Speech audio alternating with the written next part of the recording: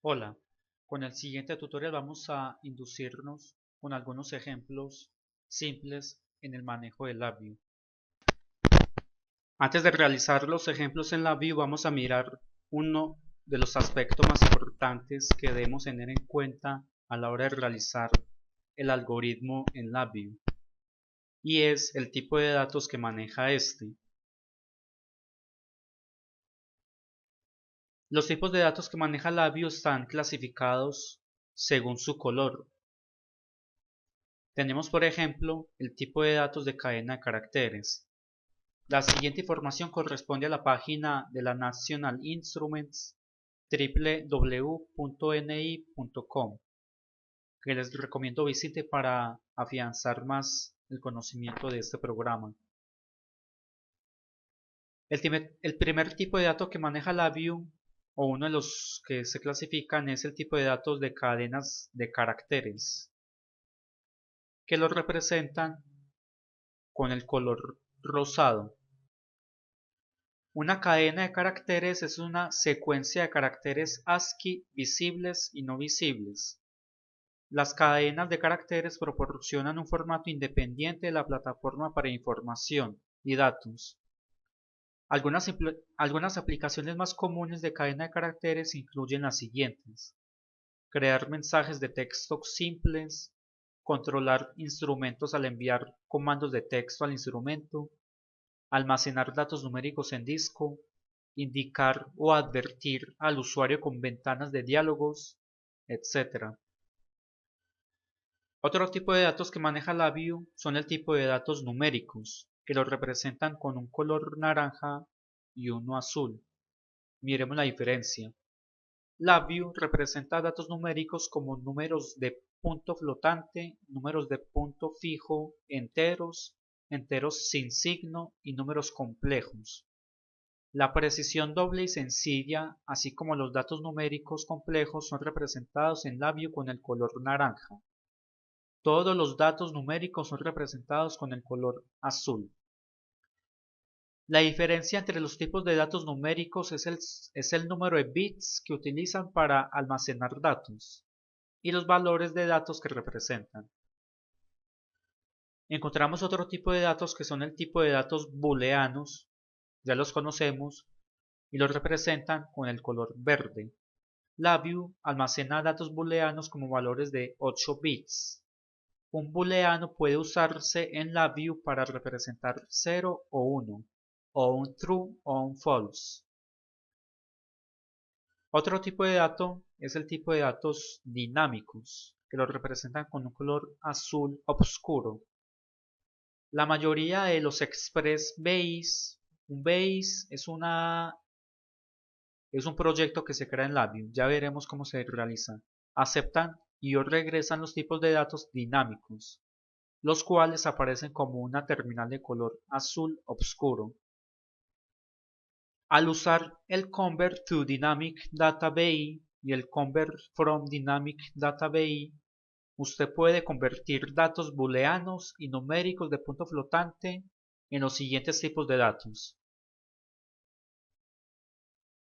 arreglo 1D de formas de onda, arreglo 1D de escalar, arreglo 1D de escala, el valor más reciente, arreglo 1D de escalar, un solo canal, y así encontramos muchas otras funciones.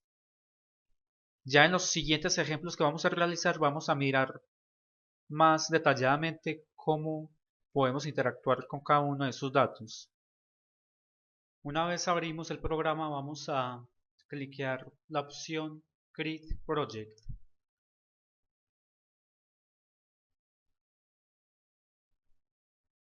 De entre todas estas opciones vamos a dar en la opción Blank BI. Vamos a crear un nuevo proyecto tipo BI y damos Finish.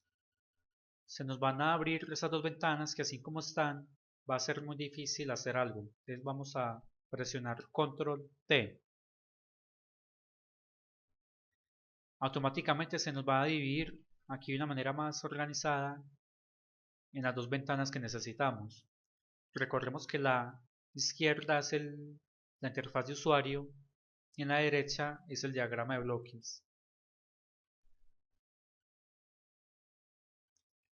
Vamos a hacer un primer ejemplo, el más sencillo, el más elemental, que sería encender un LED por medio de un pulsador. Entonces cliqueando, haciendo clic derecho en la interfaz de usuario, vamos a esta opción Boolean, que nos va a mostrar todos los elementos tipos booleanos que tiene LabVIEW. Vamos a sacarle entonces este botón, OK button, lo podemos agrandar. Y fíjense que automáticamente en el diagrama de bloques se duplica su respectivo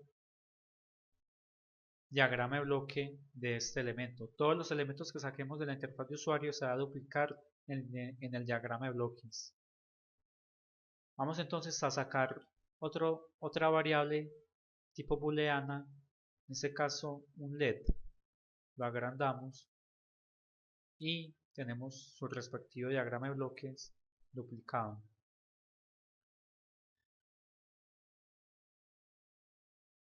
Cualquiera que no conozcamos mucho sobre la programación, el lenguaje G que maneja LabVIEW, podríamos suponer que con solo el hecho de alambrar estos dos elementos, el pulsador con el LED, sería condición suficiente para hacerlo encender.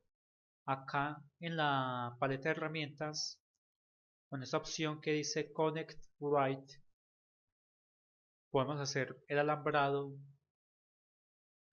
del pulsador al LED. Vuelvo y repito que cualquiera que no haya manejado mucho este programa podría suponer que eso sería suficiente para hacerlo encender. Vamos a mirar entonces en la simulación si cumple esa condición. Vemos entonces que no sucede nada. Esto pasa porque debemos darle una condición a nuestro algoritmo para poder cumplir el propósito de prender el LED. Recordemos entonces del primer tutorial, que es de las estructuras. Vamos a utilizar esta estructura que sería el case, que nos va a permitir evaluar dos condiciones, la variable que se encuentre dentro de ella, una true y una false. Fíjense que en esta estructura tenemos un símbolo de color verde, quiere decir que solo se puede conectar variables de tipo booleano,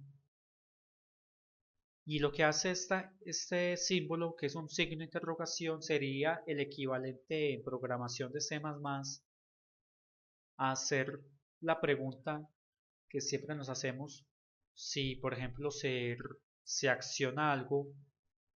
En ese caso, si se presiona un pulsador, ¿qué debe suceder?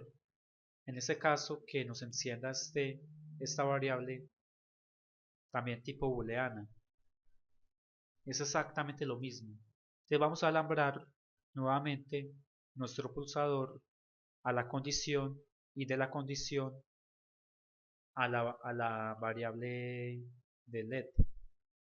Muchas veces en LabVIEW necesitamos representar una misma variable muchas veces. La necesitamos utilizar en varias ocasiones. En este caso queremos que, en el caso false, al volver a presionar el pulsador, se nos apague el LED. Para ello, nos dirigimos a la variable con clic derecho, create. Vamos a crear clic derecho, create, una variable local variable.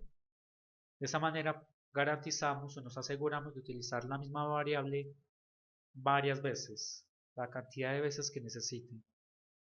En este caso, en el caso false de la estructura, volvemos a alambrar la condición a esa variable local del LED, y habremos terminado nuestro primer ejercicio con ese algoritmo sencillo que es, por medio de un pulsador, encender un LED.